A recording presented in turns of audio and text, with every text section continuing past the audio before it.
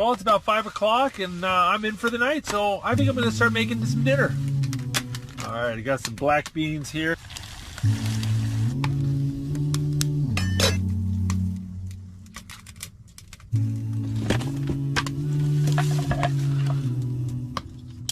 Oh, these onions are frozen.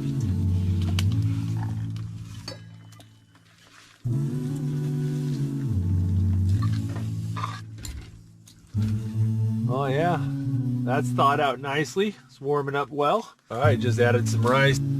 All right, put a little hot sauce on there. I'm so hungry. This smells amazing. Oh. And I tell you what, beans and rice are an amazing camping food. Not only are they delicious, it's non-perishable and takes up hardly any room in your backpack.